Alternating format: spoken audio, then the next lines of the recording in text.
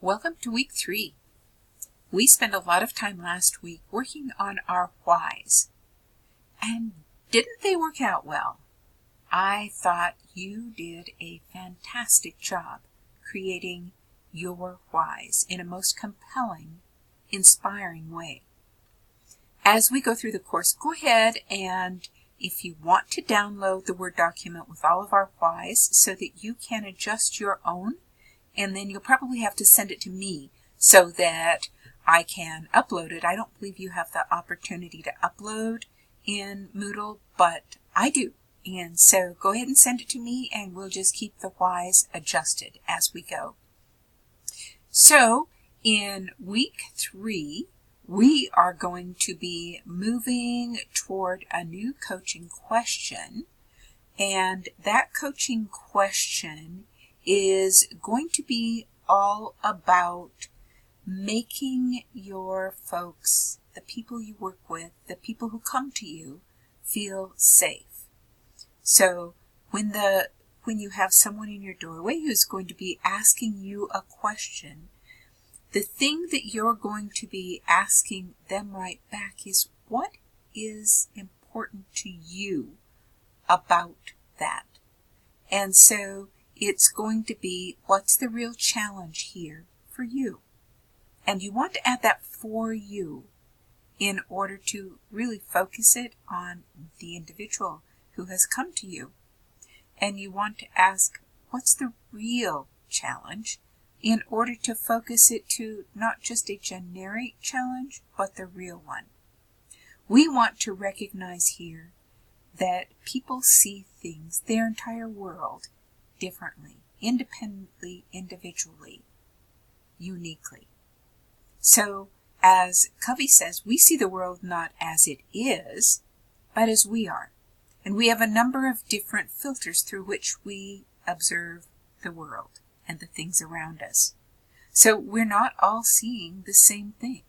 We have very different perspectives and points of view. So let's take a look at those. We are visual, auditory, and kinesthetic learners in the very most rudimentary way. So, for example, a visual learner, and actually in the Western world, and that would be the world that is not in the Eastern world, hemispheres, we see about 65% of the population is visual. And visuals might even say things like, oh, I see what you mean, but you know what? I'd like to put that on the whiteboard. Can I just draw it out for you? So their perspective on the world, the way they perceive it, is primarily through their eyes and through spatial understanding, through how things, that's the way they organize, that's the way they want things organized that are presented to them. So if you're talking to someone who's highly visual, or you're highly visual, then you probably organize and want to organize for that individual in a visual way. And they have predicates, the verbs they use, that help you to understand that they are visual. Like I said, I see what you mean.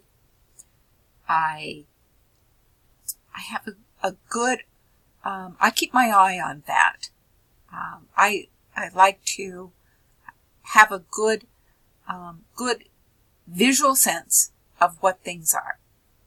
They'll tell you. So an auditory person, and about 20% of the population is auditory.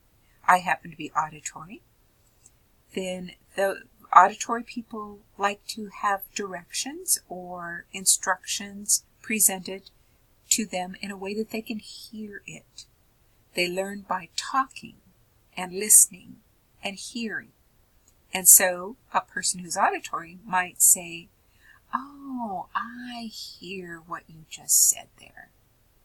Or that is as clear as a bell to me. And they give you a sense of that they are auditory, and it is highly important for you to communicate with them in a way that they can hear what you're saying. Now, kinesthetic wants to touch things, wants to have some action, wants to learn by doing or moving. And that person's likely to say, I feel like what you said is this. Or, I get what you're saying and I can drive that forward in this way. They're going to communicate to you through touching, through movement, through tactile, even tactile verbs. So that's the way that visual, auditory, and kinesthetic learners have a preference for the world. This isn't the only way you can see with these Venn diagrams that certainly we aren't totally in one modality or another. We have overlapping modalities, and some of us are very good at utilizing all three primary modalities, and there are other modalities as well, but these are the three primaries. But some of us are highly prefer one over the other. So listen to the verbs, but notice what people prefer in the way that they organize their world and communicate with them in that way. The coaching question, as I indicated earlier, is what is the real challenge here in this thing that you've brought forward to me for you? The real challenge for you. So we're focusing, we're not assuming, and we're making it personal. And don't forget that we want to add, and what else? So that we keep that door open and don't just forge ahead thinking we have everything already identified. Let's find out for sure what's working and not working for the person who has come to us. Our forum question that we're going to answer today or this week is really about Seneg's assertion that the goal is to hire people who believe what you believe, that we do better in places that reflect our own values and beliefs. And so it's highly beneficial to live and work in a place where you will naturally thrive because your values and beliefs align with the values and beliefs of the culture. So what do you think Seneg means by that? And once you have answered that question, how can you develop a community of your team's people, of your people, so that you can do your very best work together with synergy? How can you create an ecology where your team, with aligned values and beliefs, can truly thrive? So think about that as what we're going to identify and talk about in the forum this week. And finally, for this week, we're going to have one of our first coaching activities, and this will be an activity in pairs where we have a client and a coach. So the client, and this is an association disassociation activity.